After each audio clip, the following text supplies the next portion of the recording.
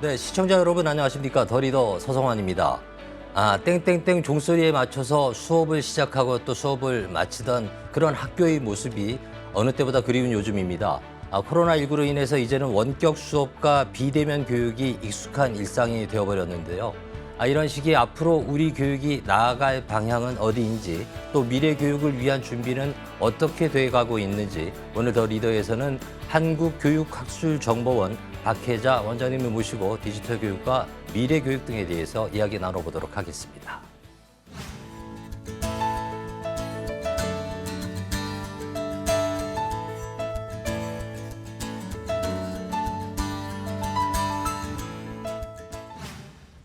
네, 오늘 먼저 바쁘신 가운데 시간 내주셔서 고맙습니다. 네, 감사합니다. 그 시청자들을 위해서요, 이름이 조금 어려워요. 한국교육학술정보원. 그런데 네. 막상 하시는 일을 들어보면 이런 친숙한 기관이구나 하고 아실 것 같거든요. 소개 좀 먼저 부탁드리겠습니다.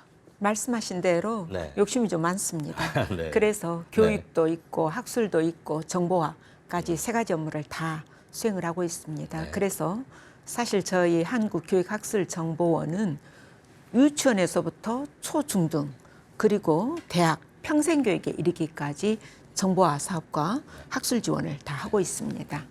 그래서 이제 뭐 우리 아이들 처음 그 유치원 갈 때 네. 처음 학교로라고 해서 유치원 신청도 네. 사실 플랫폼을 통해서 하게 되죠. 네. 거기에서부터 시작해서 초등학교에 뭐 여러분들 요즘 최근에 하는 원격 수업도 그 담당을 하고 있고요.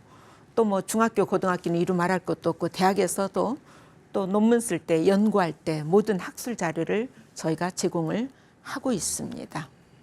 네, 2019년 4월에 한국교육학술정보원 첫 여성 원장으로 취임을 하셨고요. 그전에는 19대 국회의원도 하셨고 또 행정학 박사신 걸로 제가 알고 있는데 정치도 해보시고 지금은 교육 행정을 이끌고 계시잖아요. 네. 어떠세요? 그 두 가지 다 해보시니까 아무래도 좀 도움이 되나요? 어떻습니까? 근데 저는 사실 그 현장에서 교수 생활을 22년 네. 하고 정치에 그 뛰어들었고요. 또 정치에서도 4년 내내 교육 상임이었습니다. 그렇죠. 네. 예, 그리고 이제 뭐 한국교육학술정보원에 뭐 원장으로 가 있지만 이런 일들은 저한테 굉장히 익숙하고 일관된 길이라고 믿고 있습니다. 네. 그 원장님 취임 이후에 그 정보원에서 가장 크게 이뤄낸 변화라면 무엇이고요? 또 아직도 좀 더 해보고 싶으신 목표 같은 것도 있으실 것 같아요. 네, 저희 목표가 많지요. 네. 일단 변화부터. 네. 사실 이제 저희가 와서 보니까 처음에는 저희가 이제 나이스라든가 에듀파인이라든가 하는 이제 시스템을 주로 운영하는 기관으로 자리매김이 되어 있었어요. 근데 이제 작년에 코로나가 터지면서 교육의 중단을 막기 위해서 저희가 이제 원격 수업도 했고 또 원격 수업과 아울러서 대학에 대해서도 원격 수업 지원하고 다양한 컨텐츠를 제공하다 보니까 저희가 이제 원래 목적을 찾아간 겁니다.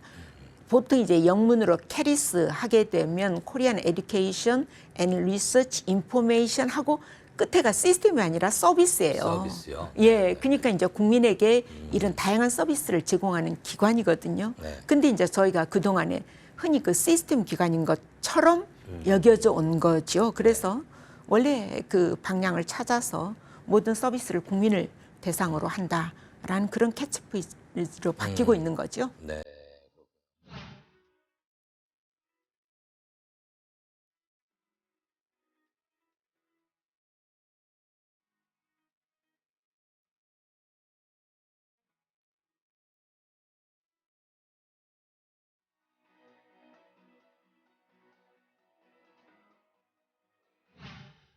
네, 이번에는 한국교육학술정보원에서 추진하고 있는 사업들에 대해서 좀 더 구체적으로 좀 알아보겠습니다. 온라인 학습으로 인해서 많은 분들이 이 학습터에 대해서는 잘 이제 알고 계실 것 같은데요. 이게 그런데 아까 얼핏 말씀 주셨지만 코로나 때문에 갑자기 생긴 게 아니라 이미 어느 정도 준비가 돼 있었으니까 지금 대처가 가능했다. 네. 이렇게 할 수 있는 거잖아요. 지금 얼마나 활용하고 있고 하여튼 관련된 이야기가 되게 궁금합니다. 여러 가지 고민도 원래 많이 이제 있을 것 사이버 같은데. 가정학습이라는 이름으로 네. 2004년부터 좀 플랫폼은 있었고요. 그것이 플랫폼? 이제 네. 2018년에 사실 이 학습터라는 이름으로 이제 개칭을 하면서 저희가 준비를 하고 있었는데 2020년 이제 저희가 코로나가 네. 터지면서 전면 원격 수업 그것이 이제 그 교육의 중단을 막는다라고 하는 목적이 굉장히 컸습니다. 그렇죠. 네. 실제로 세계적으로 제가 알기로는 10억 명 이상의 학생들이 학교를 못 갔어요.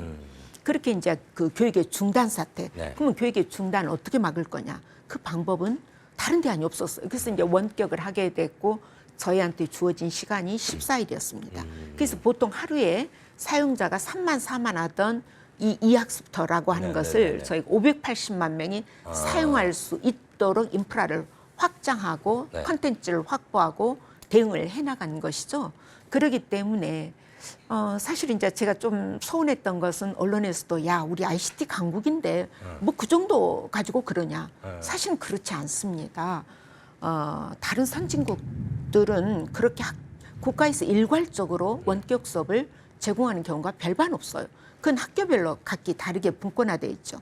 근데 우리는 모든 것을 국가가 책임지고 교육의 중단을 막아야 된다는 절박한 네. 심정으로 응했고요. 또 실제 이제 콘텐츠도 많은 분들이 이거 공부하는 공간인데 실제 교육학자들은 우리 아이들이 가장 집중할 수 있는 시간 5분 정도로 네. 봅니다. 네, 그래서 네, 네. 모든 콘텐츠를 저희가 5분 정도로 집약을 했어요. 그래서 컨셉이라든가 학교의 개념이라든가 차시에 다 맞추어서 이렇게 구성이 컨텐츠가 되어 있죠. 그래서 그 컨텐츠를 보고 지금도 가령 등교를 해도 집에서 먼저 그 개념을 숙지하고 오면 사실 교육이 정상화되는 거예요. 왜? 학교에 나가서 그 컨텐츠로 기본 개념을 익히고 왔으니까 수업 시간에 다양한 토론도 할 수 있고 질문도 할 수 있고 교육이 오히려 정상화되어지는 거거든요. 네. 그래서 그러한 의미를 저희는 생각을 하고 있습니다. 그 짧은 시간 안에 그 많은 학생들이 접속을 해서 교육을 할 수 있게 하는데 그 인프라 구축하는 것도 상당한 일이었을 것 같기도 하지만 네. 제가 보기에는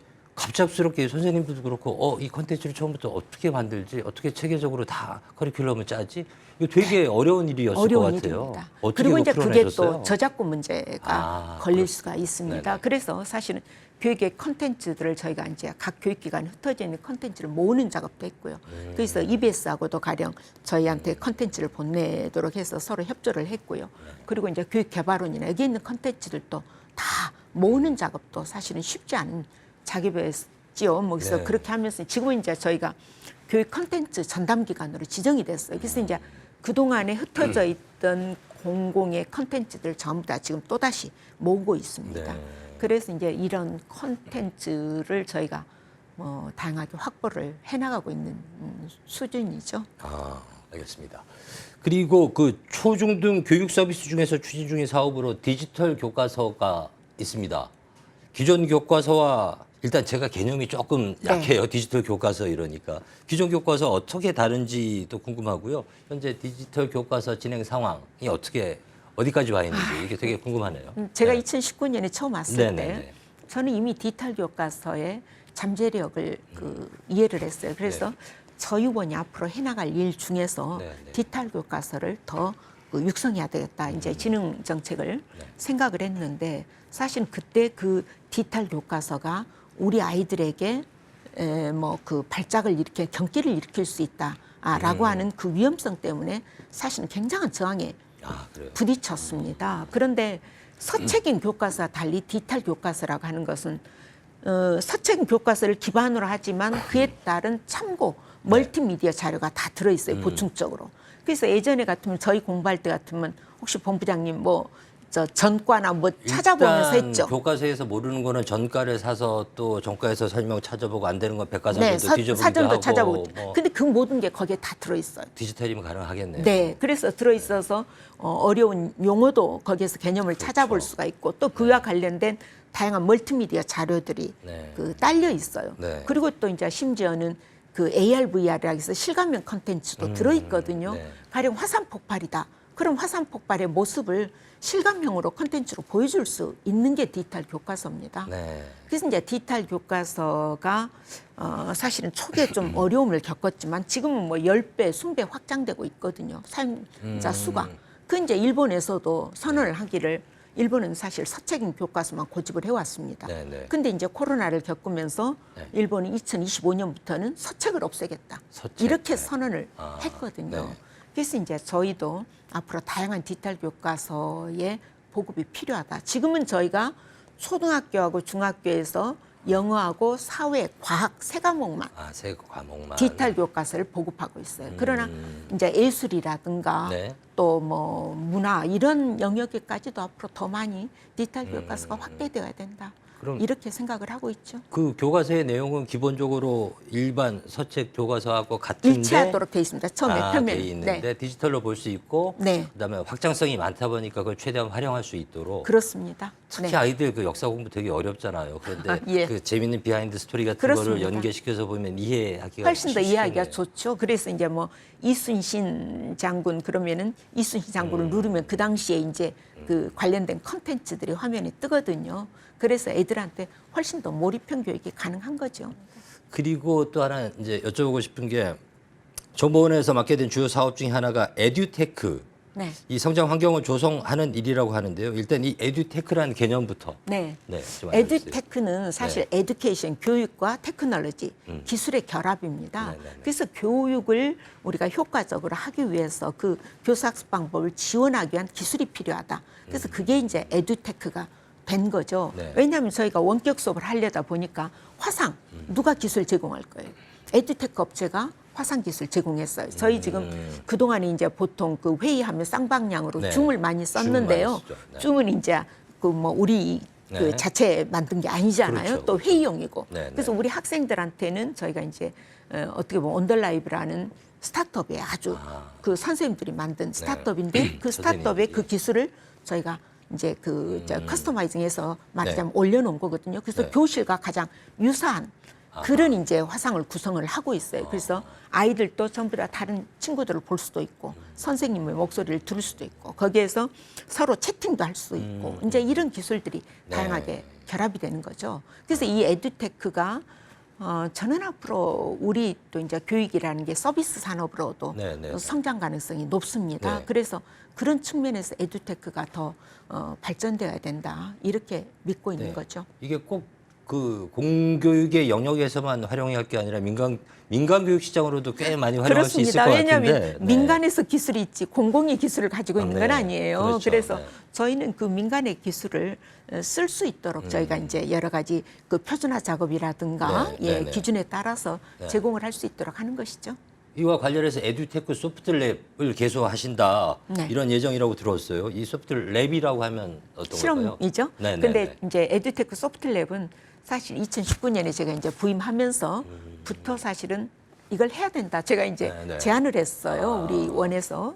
그래서 이제 올해 3월에 저희가 공모를 통해서 세 군데 지역을 선정을 했습니다. 그래서 저희 캐리스가 있는 대구 네. 교육청 네. 그리고 경기교육청 그리고 광주교육청 권역별로 이제 세 군데가 선정이 됐거든요. 네, 네. 그래서 이 세 군데에서 하는 것은 9월에 이제 개원을 하게 될 텐데 네. 여기에서는 정말 학교 현장에서 애로를 이제 기술적인 애로를 느낄 때 네, 네, 네. 업체들이 그 기술의 애로를 좀 풀어주라. 우리 선생님들을 도와주라. 네. 또 업체도 학교 현장에 우리 기술이 제대로 잘 적용될까? 문제는 없을까? 네. 이제 이런 거죠. 그래서 학교 현장의 그 필요성과 기업의 기술이 같이 그 만난 가교 역할을 해주는 거고요. 그래서 일종의 새로운 기술의 테스트베드 역할을 하게 됩니다. 그래서 이제 저희가 조금 이름이 이제 어렵게 느껴질 수 있지만 네네. 실험실이다. 네, 실험실. 앞으로 이제 그 교육 기술을 위한 실험실이다 해서 에듀테크 소프트랩으로 이름이 붙여진 것이죠. 그래서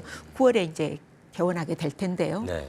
많은 관심 부탁드리겠습니다. 그럼 거기서 앞으로 그 에듀테크 관련 기술들을 좀 더 활성화시키는 뭐 연구라든가 업체들이 이제 저희가 시설과 장비를 전부 다 해줄 겁니다. 네네네. 그럼 업체들이 무료로 들여와서 네네네. 학교 현장 애로를 직접 풀어주고 이제 네. 선생님들은 거기 와서 네. 원격 수업도 해보시고 또 네. 컨텐츠도 선생님들이 만들어 보시고 네. 예, 여러 가지 이제 그럴 수 기술들을 있겠네요. 사용해 보실 수 있도록 실제 이제 그 애플에서는 ACOT라는 게 있어요. 네. 그게 이제 애플 클래스 오브 투마로우거든요. 네. 그러니까 미래 교육을 위해서 애플에서는 네. 현장의 선생님들이 기술을 배워야 된다 해서 애플 클래스를 연 거거든요. 그래서 저희도 그와 비슷한 앞으로의 4차 산업 시대를 우리가 가자면 그렇죠. 선생님들의 이런 테크놀로지에 대한 이해가 필요합니다. 그래서 그러한 연습장으로 저희가 사실은 구상을 하고 있는 거죠. 말씀하신 시대가 되면 선생님들의 역할 중에 하나가 컨텐츠 크리에이터 뭐 그렇게 될 수도 맞습니다. 있겠어요, 그죠? 네, 그렇습니다. 어, 그래서 저희도 네. 이제 다양한 이걸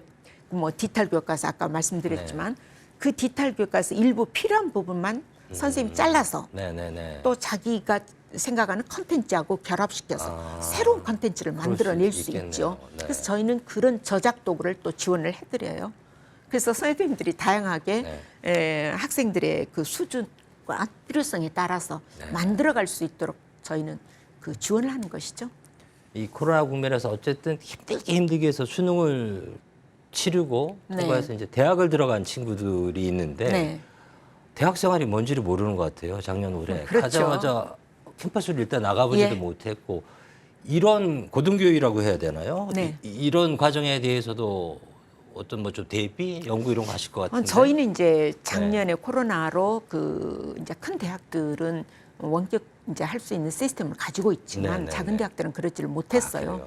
특히 이제 전문 대학들의 경우에 시설이 갖춰지지 않아서 저희가 그 임시적으로 사실은 LMS 기능을 지원을 했습니다. 그리고 저희가 원격 교육 지원 센터라는 것을 권역별로 10군데 설치를 했어요.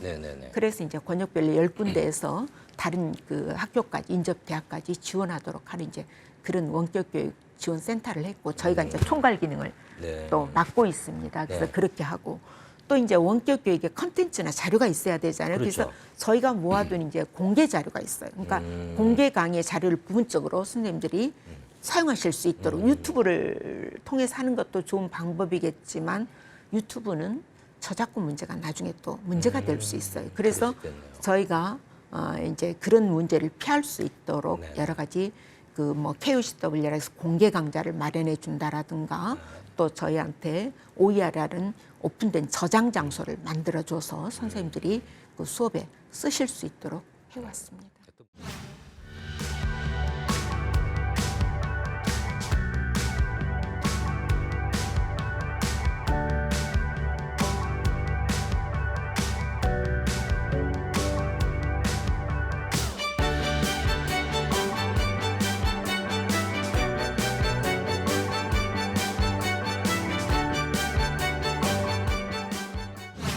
네, 이번에는 코로나19 이후에 교육이 나아갈 방향과 함께 또 한국교육학술정보원의 향후 계획 등에 대해서도 이야기 나눠보도록 하겠습니다.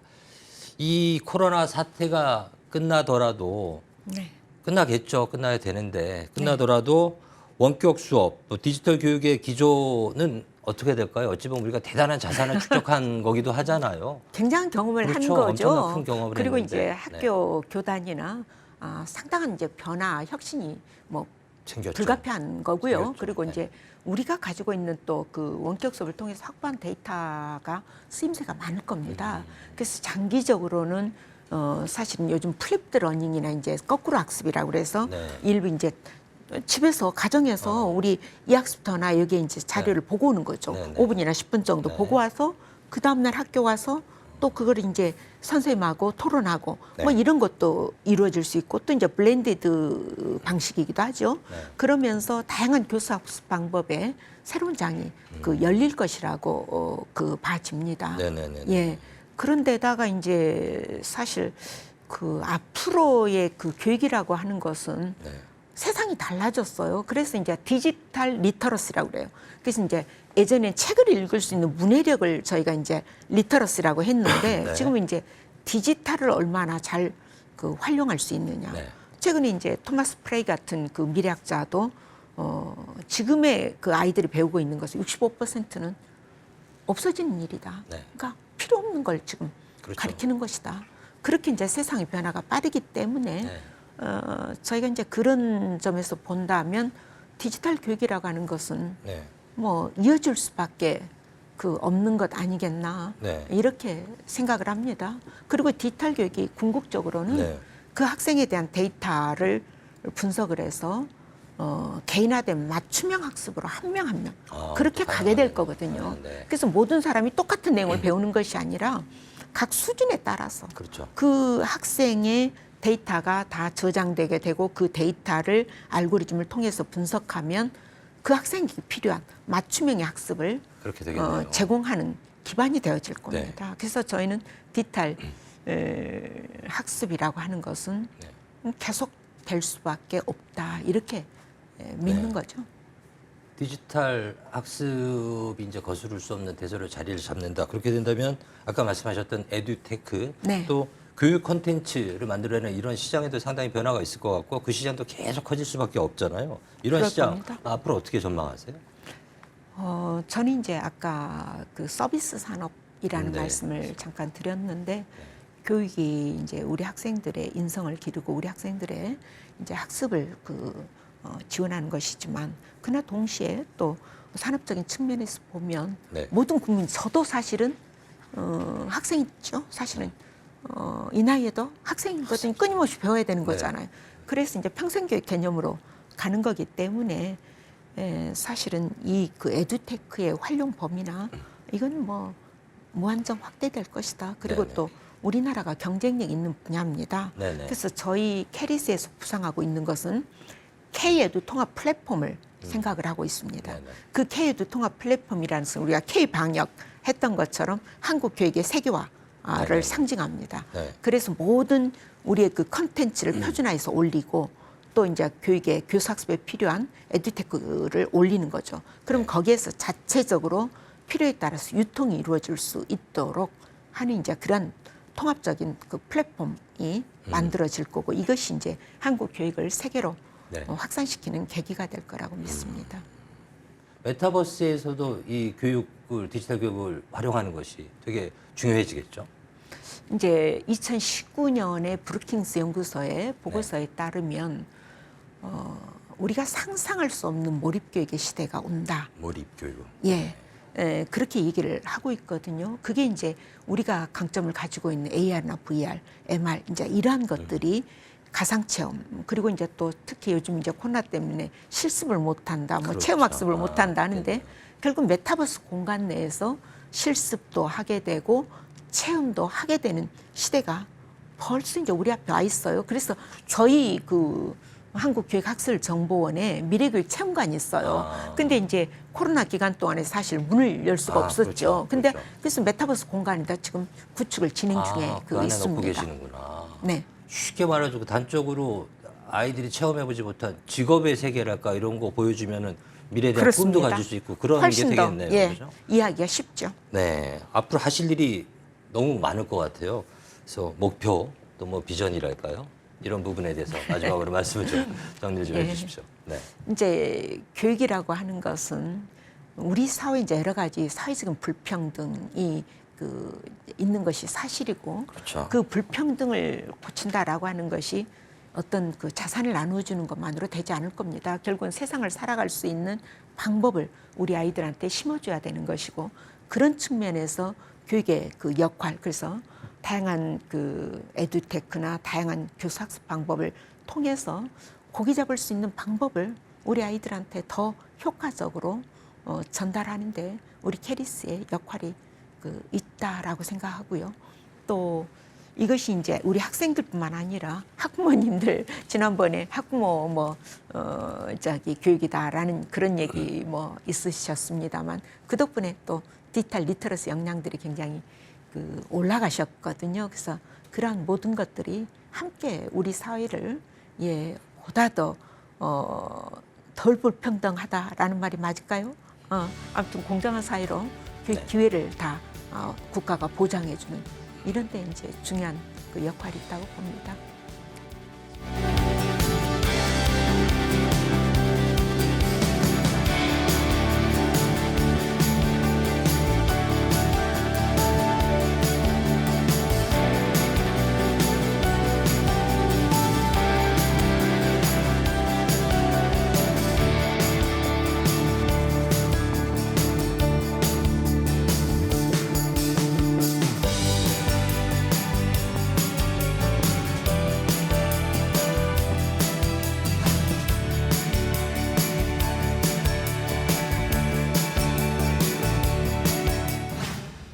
네, 교육을 백년지 대계라고 합니다. 코로나19로 인해 교육 환경은 급격한 변화를 겪고 있고 그 안에서 우리는 새로운 가능성을 발견하고 있습니다. 공급자 중심이 아닌 수요자 중심의 교육, 맞춤형 교육으로 미래 세대 교육 경쟁력을 강화하는 한국교육학술정보원의 역할과 정책 기대해 보겠습니다. 오늘 함께해 주신 박혜자 원장님이었습니다. 오늘 말씀 고맙습니다.